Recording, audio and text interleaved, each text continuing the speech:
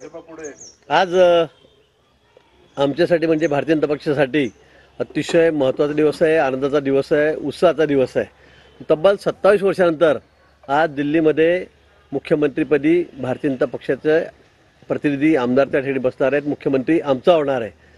27 वर्ष झाले या दिल्लीच्या मुख्यमंत्रीपदापासून आम्ही दूर होतो, लांब राहिलो होतो। पण जनतेने आता आम्हाला स्पष्ट कौल दिला आहे।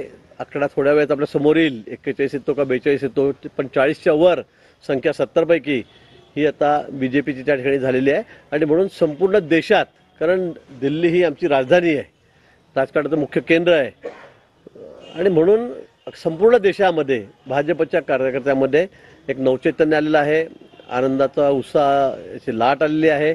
आणि म्हणून खरंच दिल्लीकरांचं, सर्व मतदारांचं मी मनापासून अभिनंदन करतो आणि आभारही मानतो। हो, या ठिकाणी जर बघितलं तर काँग्रेसची पूर्ण तयारी राहिलेलं होतं, यावेळेला मात्र भाजपला दिल्लीकरांनी साथ दिल्याचं पाहिलं। दिल्लीकरांनी तब्बल 27 वर्ष आम्हाला साथ दिलेली आहे। गेल्या काही वर्षापासून आम आदमी पार्टी यांची सत्ता त्या ठिकाणी होती, पण नुसत्या भूलथाप्या द्यायच्या, लोकांना सर्व मोफत, काहीच घेऊ नका, कागदावरच्या कपड्यापासून चप्पल बुटापासून सगळं, अगदी सगळं त्यांनी मोफत देण्याच्या घोषणा केल्या, पण प्रत्यक्षामध्ये मात्र या गोष्टी आलेल्या नव्हत्या।